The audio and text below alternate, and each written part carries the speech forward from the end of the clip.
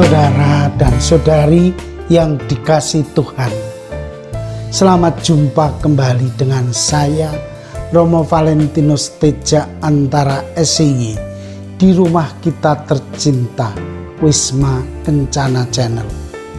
Semoga Anda semua dalam keadaan sehat, sejahtera, dan bahagia. Dalam tayangan video kali ini kita ingin melanjutkan tema panjang kita, yaitu lansia yang bahagia. Dan kita ingin fokus pada subtema Bunda Maria saksi dalam kesetiaan. Harapan saya bahwa iman, harapan, dan kasih Bunda Maria menjadi inspirasi dan teladan bagi para lansia. Tidak hanya itu, juga bagi orang beriman lainnya. Hasil penyelidikan seorang yang bernama Profesor Dr. Dadang Hawari tahun 1997, yang adalah salah satu psikiater terkenal di Indonesia. Dia kerap menjadi narasumber berbagai media nasional untuk berbagai kasus dari sisi psikologi. Dia adalah sosok di kalangan pemerintahan, ilmuwan, agamawan, dan juga masyarakat awam. Aktivitasnya beragam, mulai dari psikiater mengisi ceramah masalah kesehatan hingga meniti karir akademisnya. Dia adalah seorang guru besar tetap di Fakultas Kedokteran Universitas Indonesia. Dari penyelidikannya itu, dia menyimpulkan bahwa lanjut usia yang non-religius, angka kematiannya 2 kali lebih besar daripada orang yang religius. Lanjut usia yang religius, penyembuhan penyakitnya lebih cepat dibandingkan yang non-religius.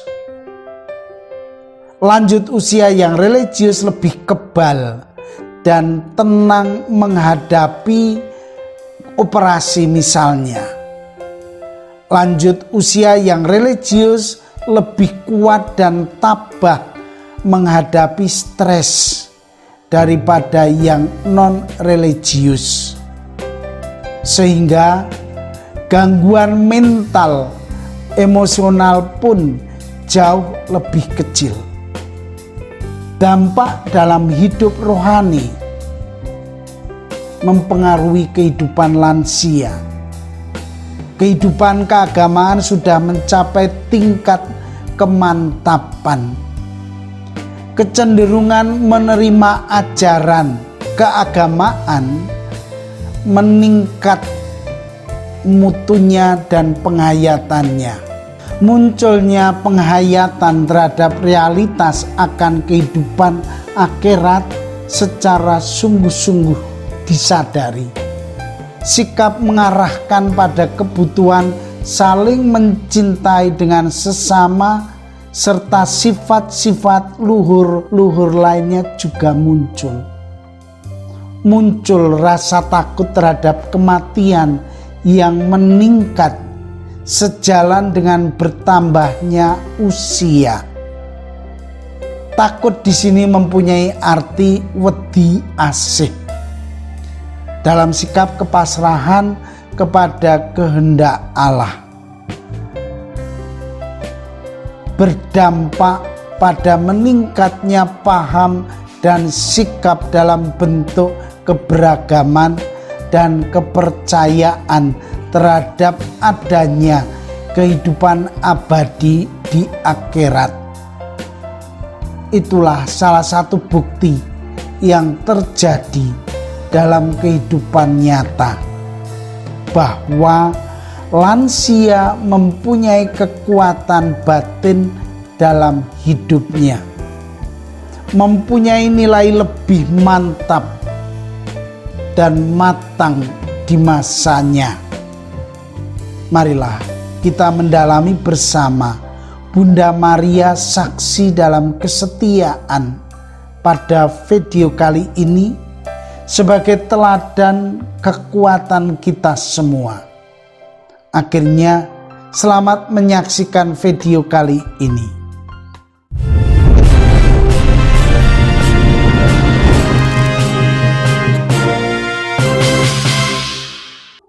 Saudara dan saudari yang dikasihi Tuhan, dalam refleksi lansia ini kita akan mengambil contoh yang bisa menjadi teladan iman bagi semua orang tua yang sudah cukup usia, yaitu Bunda Maria. Kita ingin fokus pada topik Bunda Maria, teman dan sahabat dalam penantian janji kita. Kita ingin mengambil makna Bunda Maria sebagai pendamping dan teladan. Marilah kita baca Kisah dari Para Rasul bab 1 ayat 12 sampai 14. Maka kembalilah rasul-rasul itu ke Yerusalem dari bukit yang disebut Bukit Zaitun, yang hanya seperjalanan Sabat jauhnya dari Yerusalem. Setelah mereka tiba di kota, naiklah mereka ke ruang atas, tempat mereka menumpang. Mereka itu ialah Petrus dan Yohanes, Yakobus dan Andreas, Filipus dan Thomas, Bartolomeus dan Matius, Yakobus bin Alfeus dan Simon orang Selot, dan Yudas bin Yakobus. Mereka semua bertekun dengan sehati dalam doa bersama-sama dengan beberapa perempuan serta Maria ibu Yesus dan dengan saudara-saudara Yesus. Saudara yang dikasihi Tuhan, dari perikopa singkat ini kita menjadi tahu bahwa berulang kali Yesus menampakkan diri dan membuktikan dirinya hidup kepada para rasul dan juga kepada bundanya Maria. Tujuannya adalah untuk meneguhkan dan menguatkan kembali iman para murid. Yesus menegaskan bahwa Dia sama sekali tidak akan meninggalkan dan menelantarkan mereka.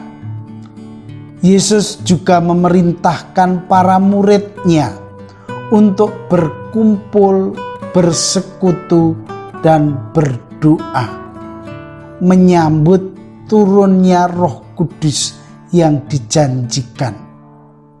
Menarik diperhatikan bahwa ke-11 murid itu bertekun dengan sehati dalam doa bersama para perempuan, ibu Yesus dan saudara Yesus. Mereka itu sehati, dan kesehatian itu juga menjadi bukti penyertaan Tuhan dalam diri para murid. Tuhanlah yang memampukan mereka bersehati dalam doa. Kita merefleksikan Bunda Maria dalam kisah peranan Maria dalam keselamatan. Saya mengutip ada 4 aspek penting sekali yang sungguh menjadi kekuatan dan keyakinan kita. Kita lihat satu persatu peranan itu. Yang pertama, sering disebut sebagai rekan penebus atau koredemptorik. Gelar rekan penebus ini adalah sebuah istilah yang merujuk kepada kerjasama unik dan intim dengan putra ilahinya dalam menebus umat manusia. Gelar ini berakar dalam Kejadian 3 ayat 15, di mana Maria dibayangkan secara profetis dalam janji tentang kejayaan atas ular. Ayat ini meramalkan karya penebusan ilahi yang dibawa oleh Yesus sebagai penyelamat dunia dengan kerjasama intim Bunda Penebus. Yang kedua, Dia yang disebut sebagai pengantara segala rahmat. Maria disebut sebagai pengantara dalam Katekismus nomor 969. Karena segala rahmat berasal dari Kristus dan Kristus datang hanya melalui Maria oleh Roh Kudus. Dan yang ketiga, Maria juga dikenal sebagai bunda sekalian umat beriman Kristiani. Gelar ini merujuk pada kata-kata Tuhan kita dari salib kepada Maria dan Yohanes. Pada saat menjelang wafatnya, Yesus menyerahkan kepada Yohanes dan Yohanes kepada Maria. Yohanes mewakili gereja di kaki salib. Dengan demikian, kita semua diundang untuk menyambut Maria ke dalam rumah-rumah kita sebagai ibu kita. Dan yang keempat, Bunda Maria pembela kita. Lagu Salve Regina, Salam Ya Ratu, yang digubah pada abad ke-11 menyertakan gelar yang patut dihormati ini di dalamnya. Konsili Vatikan kedua melanjutkan praktek kuno ini dengan memohon kepada Maria di bawah gelar yang mengungkapkan perannya sebagai penolong dan pengantara bagi umat dalam masa yang sulit, dengan mengatakan, oleh karena itu dalam gereja Santa Perawan Maria disapa dengan gelar pembela. Istimewa dan sangat luar biasa peran Maria dalam sejarah keselamatan manusia. Dia sungguh sumber inspirasi dan teladan bagi umat manusia. Tidak bisa diragukan.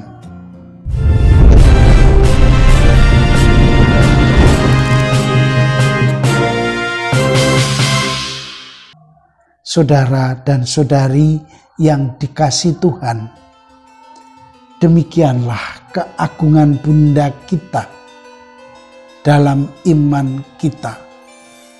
Ini baru memberikan informasi kepada kita betapa Bunda Maria tidak bisa diremehkan karena Dia adalah Bunda Allah. Kita akan melanjutkan aspek aplikasi dari Bunda Maria dalam saksi kesetiaan di tayangan berikutnya. Kita ingin merefleksikan peran Bunda Maria dalam hidup kita secara lebih konkret. Kita sadar betul bahwa Maria merupakan sarana berkat istimewa dari Allah untuk kita. Ia merupakan pilihan Allah, namun menjadi opsi bagi kita semua. Kita akan melanjutkan refleksi ini dalam video berikut. Oleh karena itu, akhirnya terimalah salam kasih saya. Vivat Cor Jesu per Cor Mariae. hiduplah hati kudus Yesus melalui hati Bunda Maria. Amin.